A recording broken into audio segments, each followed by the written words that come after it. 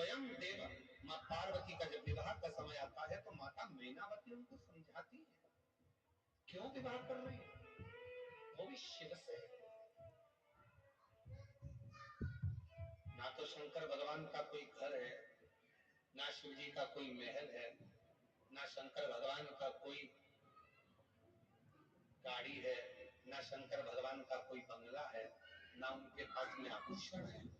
उनके पास आभूषण भी है तो सर पे और कानों में बिच्छू है, गले में विष पड़ा है, मस्तक पर चंद्रमा धरा है, कुछ है ही नहीं उनके पास। और तुम विवाह करना चाहती हो वो विश्व से। समझाया पार्वती जी माँ, मेरे भोले बाबा के पास में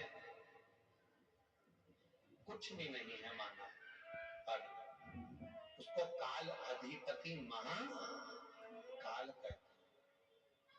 माना धन नहीं उसके पास में, माना वैभव नहीं उसके पास में, माना संपदा नहीं उसके पास में, माना गाड़ी बंगले नहीं उसके पास में, माना सत्ता नहीं उसके पास में, और मेरे शंकर भगवान के पास में काल तो उसी ने अपने काबू में कर रखा है। काल तो है ना उसने काल को तो अपने हाथ में अपने काबू में कर रखा है। उसने काल को तो अपने काबू में रखा। बहुत है मां, और कुछ भी नहीं चाहिए। मेरी जीजी एक बात आपसे पूछे, जरा उत्तर दीजिएगा। आपकी घड़ी खराब हो जाए, सुधरवाने के लिए कपड़े की दुकान पर जाओगे, किराने की दुकान पर जाओगे, फ्रिज की दुकान पर जाओगे, या घड़ी की दुकान पर जाओगे?